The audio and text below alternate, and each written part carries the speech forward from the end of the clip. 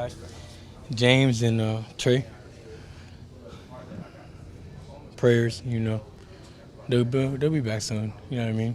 Like in the grand scheme, it's not too much time off. So especially for Trey.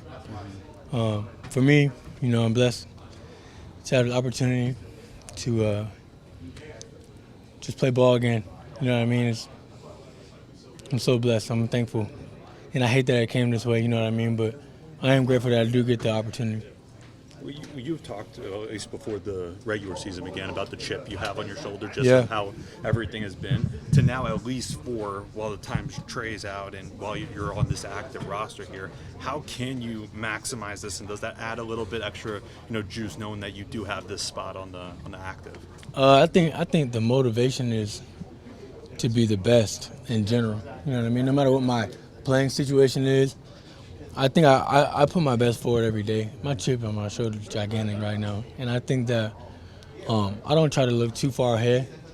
Like today, I was just focused on today, and I know it's cliche, but it's the best way for me to go about business because you worry about too far ahead and you miss out on the moment. And if you get, my old coach said, he used to say, if your mind's in the past, you're gonna get left in the past. So. Trying to hang out there either. Try to stay in the moment. So. With that being said, One at a time. Is this a great moment? It's not. Go ahead. When Say you it look again. at this moment, what comes to mind? Just opportunity. Just you pray for a moment to showcase your talent, and here it is, right? So I think it's as simple as that. with all that being said about the past, we're 4 weeks into the season. What's the roller coaster been like for you so far? Yeah, it's been a lot. I'm not gonna lie because, you go from Pat Tillman 1 week to, starting the next. It's a lot. Well, that's a lot. You can say that like it's not, but it's kind of a lot. So, but I got a great support system. Like unbelievable. I got the best. I feel like from my parents, friends, and family, like everybody. How do you think you and Amari's skill sets complement each other now? Yeah, I think we're both really good players. Also, Bam is too. We don't talk about him enough. He's a good player, man. Like from being at NC State to, I know, right? To when he was in New York with me, I played with Bam before, and he had a similar situation when he was in New York where I had got hurt, and he had kind of like took over and he played fucking good. I mean, he played really good football.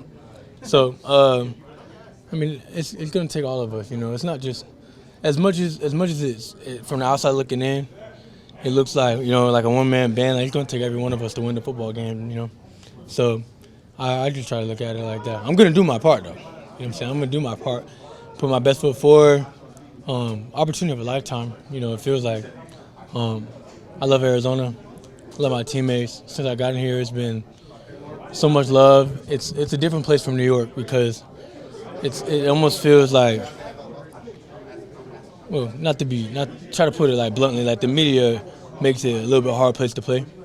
And so like now it's kind of like, this is just like, you guys are so nice. And it's just a place where it feels like family. It feels like a football, like a real football, like a football heavy place, You said to go from Pat Tillman 1 week to starting the next. Do you see yourself as the starting running back right now? I carry myself every day like that. You know what I mean? Like, and that's not even me being cliche. Like, I train every day. I work up every day. So I'm one of the first people here every day. So I think it's less about who rolls out there first versus like the week of preparation. Like, how do I prepare? Yes, I prepare to start no matter what. It doesn't matter. Even if I'm, sitting on the P squad, I'm gonna get up and I'm gonna prep just like I'm gonna get 20 carries on Sunday. It doesn't matter because when you really think about it, like you could be on the practice squad till Friday, and someone tweaked the ankle on Fast Friday, and you got to play Sunday. So if you wasn't paying attention, you cook. You know what I mean? Like, so the week of preparation means more than people think it does. So that's not really up to me. I carry myself like that regardless. Anybody in your support system you want to give a shout out to? Everybody, all of them, literally all of them. Everybody. Wow. Like, they just my family and friends. Like, it's just so uplifting. Like, literally. Makes a difference. What? Like, huge, man. Like, I wouldn't even be here without it. Like, if a lot of people went through what I've gone through in the league, you know, a lot of people would have probably hung it up. You know, and I know that because I thought about it. And to be honest, like, everybody be like, "Well, you stupid as hell, bro. Shut up." You know. So it's one of them things where it's like you gotta keep going. The only way, you know, past the adversity is, you know, you gotta go through it. You can't run from it because it's gonna come in another shape or form. So you might as well go through it and do what you want to do. Because I love football. I'm not really built for like a desk job. You know. So do you look back and kind of laugh at those times when you start to think back to like maybe I should hang it up? Nah, I don't think about it anymore. But there was a time where I kind of was like, I don't know, bro. Like, maybe I don't got it. But that's more like a mental barrier. I got it, you know. So it's just a blessing to even be here. You know what I mean? Like, When was that time that you thought about hanging it up? I think it's just a quick moment. It was like a quick moment. Like, it was like sometime middle of the year last year. Where, like, and it's no diss to anybody. Like, but sometimes I just be like, man, I feel like I can really play, man. Like, there's not this many running backs better than me. You know, those types of conversations. Like, but we're here now. You know. How much more validating is it to know that you went through that moment and now you've got an opportunity like you do now? I think it's cool because I think it's cool for me because one thing I kind of pride myself on is like my faith, you know. And God bless me, man. He just keeps doing it. I don't know how. I don't know why. I don't deserve it sometimes. Like, I sin, you know. I do all the other stuff, like, but I do work hard, and I think that's why He hasn't given up on me, you know. And so,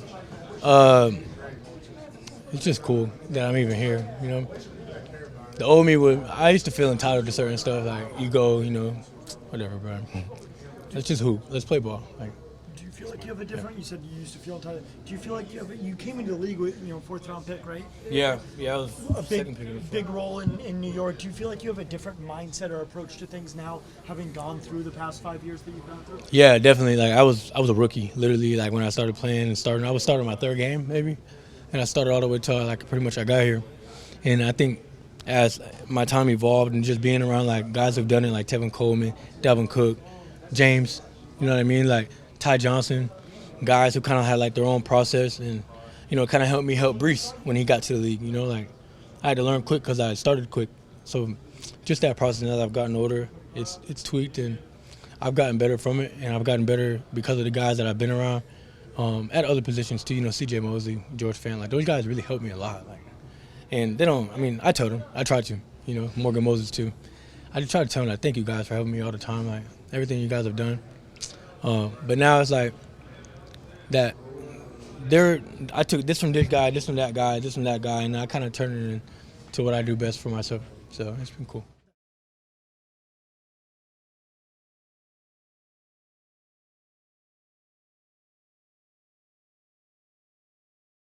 Celebrate, kind of take a moment. What that mean to you? Just reel that one in. Yeah, it was good to see one go through the hoop, I should say.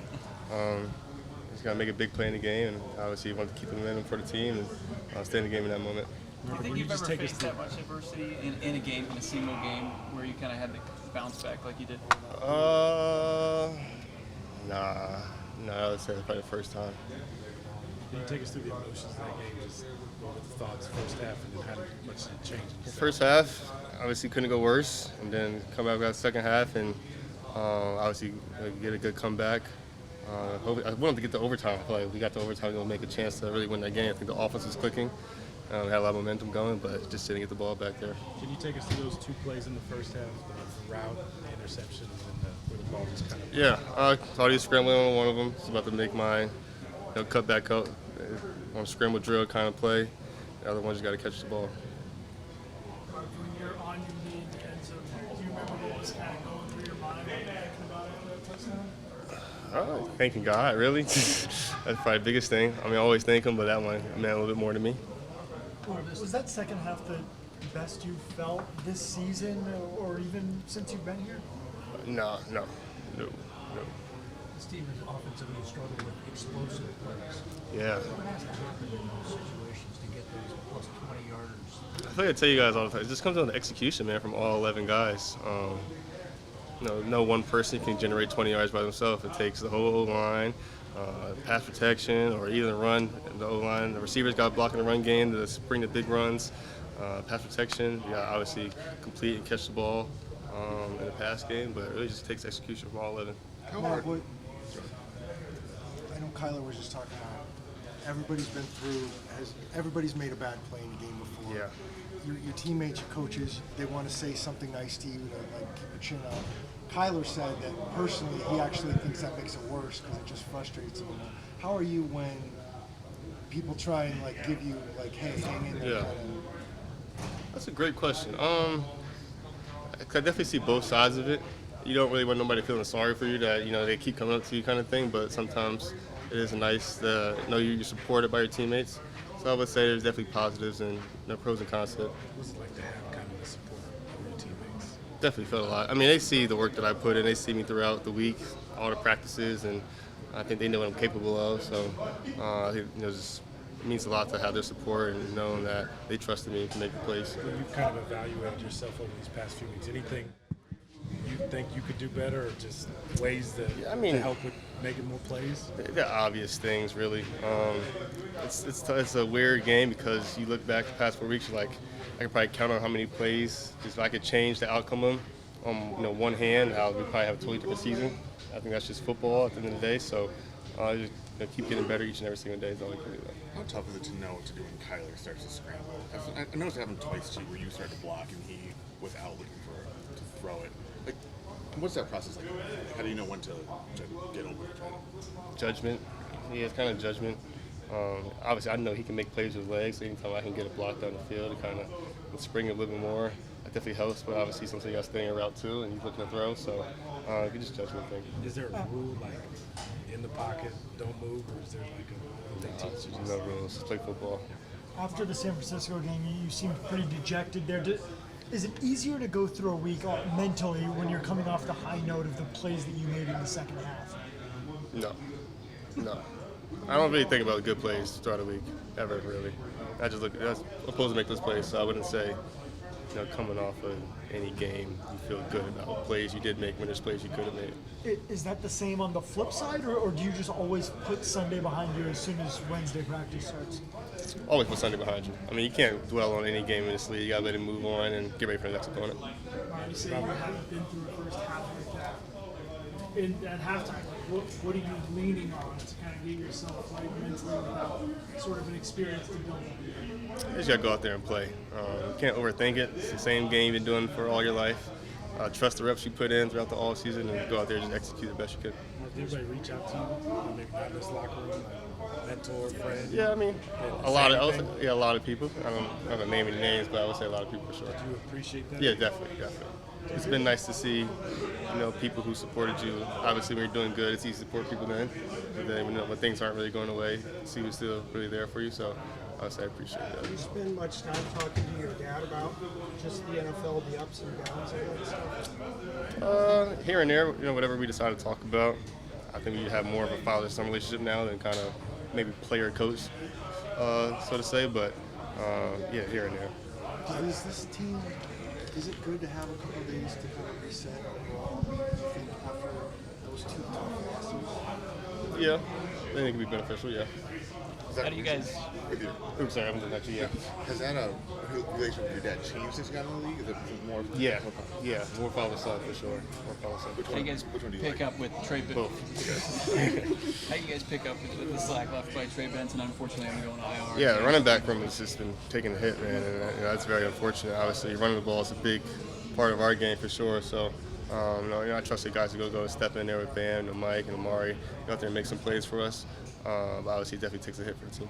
The one miscommunication, obviously you guys were in tempo. Did you just kind of read the cornerback coming down and decide to break that deep? Yeah, those are always the tricky ones when you got conversions is what we kind of call it. It's off or it's a press. So when you go tempo and the defense is really set and Kyler may see one thing, I kind of feel one other thing with being right there. So those are always the tricky ones to kind of judge. I think that's just what happened there. What do you see out of the Titans this week coming into that game? They're a good team, and I feel like you see the record. The record is what it is, but obviously every team in the NFL is really good. They got talented players, especially for me. They got a good secondary. They're really tough to go against. Drew Petzing said he's not concerned with the miscommunications between you and Kyler. I know that play was unique because of the tempo. Are you concerned with those miscommunications? No. I mean, I really no.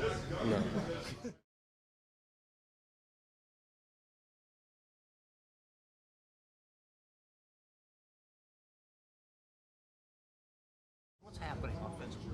Yeah, I just think we need to get things going faster. You know what I mean? We can get these going faster. You know, I know we're starting to show those flashes of that fast offense in the end. I think we need to start that way. That's the way we've been talking about doing things. That's the way we've been starting to rep it in practice.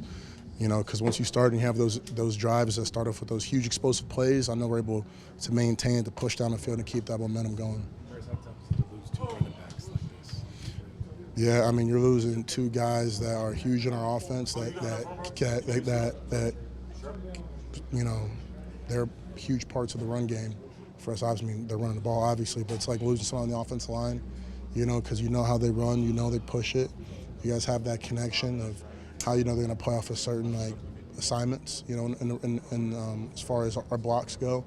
But I know that we'll have the right guys around here to keep it going. I have so much faith in all the backs that we have in the locker room that I think guys are able to look around and be like, we've seen these guys show up and make plays, and we know that, you know, we're not going to sit here and just think that the run game is gone. We got two more guys that are going to be killers for us up front. I'm excited for the world to see them do their thing. So that can change the thinking for you in your blocking based on who's running the ball? I mean, the assignments are still going to be the assignments based on how coach wants them to look. But you know the tendencies of certain backs to take it certain ways, to press it certain ways. So you can assume how that, like I feel like the first 80% of the run is on the O-line. It's that last 20%, which is that extra push from the back to make that thing really pop, you know? So it's that last 20% that's going to be, the flavor is going to be different from back to back, you know? For you five, does anything feel different in the run game compared to last year? Is it guys just not quite winning to the same level they were last year? You're not in the same positions? Like, what's going on with those five, with all five of you guys kind of together in the run game? Yeah, I mean, again, I feel like even if four of us get the assignment right in the run game, if the fifth guy's not getting it done, whole play is not going to work, and it's a failure on all five. You know, unlike all positions, all five have to make it work. So again, if one or two we're not on the same page, then everybody's losing. So again, we have to win with all five. It has to be a clean 100%. You know, for those plays to work, and you know, I'm going to put that on myself to make sure that we're communicating, that I'm doing my communicating, that I'm letting people know what I'm seeing, and I'm going to open up my ears more so I can hear other people. You know what I mean? That way we're all on the same page. So we just have to take ownership as long, because we all play a part in that, you know. Miscues have been more physical or mental so far this year? No. There's been some of both. Yeah, I mean, it's kind of hard because I feel like, again, in the moment, it's different when I watch film. It's different when I watch film, but I feel like in the moment, I don't feel like it's, I can only speak for me and Evan, I don't feel like it's physical or mental. There's not a lot of confusion going on, but at least for me and Evan, Evan's he's a vet. Obviously, you know, I'll say something, he'll say something else, and I'll be like, all right, Evan, probably right. So, and then we just rock, you know, so that's kind of how we keep it simple. But again, like I said, all five have to be on one accord, whether that's IDs, whether that's taking it off a certain foot. But again, it's the back end 20 of the block that's going to make that thing look successful, you know? Coach Gannon mentioned Monday that not everybody was getting the signals at the line of scrimmage from Kyler. Like, there was some confusion about guys hearing what Kyler's calling. Do you sense that's happening? Well, yeah, I'm not getting any of the signals because, you know, I'm looking forward. So I'm not really seeing the signal he's doing to the receivers. So, I mean, I can't really speak on the signals going. But, I mean, I feel like, you know, I've been able to hear his adjustments. But, again, usually I'm in a two-point stance. And if I can't hear something, I'll stand up and turn around. So I make sure I put myself in position always here. So I can't personally comment on that. But, again, all those things, again, if there's a person that can't hear it, then Chain's not going to be able to leave the station. You know, so we got to get all 11 guys on the same page. So that's repeating calls. I'm hearing something. I need to repeat something. I need to let the tight end know something, so that tight end can let the receiver know something. That's just, it's going to take all 11 guys. You know, we can't have just one guy that's just not on the same page. Paris, what's this offensive line award you're giving out now? Start with Yeah, the foundation. yeah. So right now we have a list of guys in Ohio, and we're watching ball of all the best linemen in the great state of Ohio. We want to watch these guys a week by week, and we want to be able to evaluate their game, how they're finishing plays in the run game and the pass game, but also we're evaluating how they're in the community. You know, them giving back in the community. You know, making sure they're a guy around school that the people like, not like it's popularity contests, but like they're making a good impact on the other people that aren't on the football team in the classroom. How their teachers speak highly of them in the classroom, how are their grades and stuff like that. So I feel like all of that stuff, it's about on and off the field, because again, you want to have that blend. I think that's what makes a complete offensive lineman. The best guys, they're not bad guys, and they're usually smart guys. And on the field, they play with an edge. So those are the things that we're looking at when we're evaluating the guys on the watch list. Is it special to give out an award, you being an O-lineman to a fellow O-lineman, kind of your name? Yeah, for sure. The game's all about, at least from the people that have been able to pour in my life, I feel like they've passed along the game to me, and they've been able to shout me out along the way as I've been able to climb through the ranks. So I feel like I want to be able to pass the game along myself, and I want to be able to shout out the kids that are balling right now, and then the list will continue to get smaller and smaller until we pick the one. But again, all those kids have done something special to even be seen on there, and I'm excited to get to know them, to watch them from afar, and then start voting. Do you feel like there's a reason this offense hasn't been able to generate enough explosives, or as many explosives as you guys maybe need to? I can't necessarily put something on a reason. I feel like in the moment, I'm getting the play call like everybody else. I'm getting in my stance, and I'm about to run that thing as hard as I can. And I'm seeing if that thing pops the same time everybody else sees that thing pop. You know what I mean? Then getting back to the huddle, and I'm taking that approach. So, I think when we get back, again, the things I'm looking for when I'm watching tape, I'm looking at communication. I'm looking at what's the physicality or come off the ball and all that stuff. But I don't know how, I guess, receivers might play into the run game or something like that, or how carrying out fakes might play into the run game. I can only speak on the O-line. So if the play doesn't work and the O-line's doing their thing, I'm not looking to anybody else. We just got to be that much better. We got to be that, and we have no excuse for that. We're going to take that to the chin, and we're excited. This game we have to be able to run off the ball, to put that on tape, put that fight on tape, and that finish and a strain on tape, because now we have no option. You know what I mean? We lost our two main backs. We have no option, so we have to get that thing going in the run game. And then give the quarterback all the time he needs, so he can be back there and make all the fun plays. We'll see on Instagram here soon. So that's what we want. Some Instagram-worthy plays. Is it nice now having a couple extra days after what you just went through, what you guys have just gone through with those games back to back? Yeah, I think any time that you have time like that, to take time to take a step back to evaluate, and I feel like we're able to take these days to not think about just the Titans, but think about ourselves, which I think is awesome. We're the Titans. They're a good team. I know they're 0-4, but they're a couple plays away from being 4-0. We really started to watch tape. So they're a great team. However, I feel like you're taking these days to look at ourselves. How am I contributing to the team? How can I be better? How can I make these runs pop? How can I make this protection last longer? How can I be even further away? How can I take my man even further out the picture? How can I, because that's all I can really control. And then from there, being able just to lift up other guys in the room. I feel like that's what this is about. Not just being like, oh, well, I did my job, but like, see somebody else, they do their job, you start to cheer for them that way. We're raising the standard, because ultimately this team is only going to be as complete as this offensive line is. So making sure we spend this time to honestly be kind of selfish as a unit, not individually, but selfish as a unit of the 5, the 6, the 7 that are active.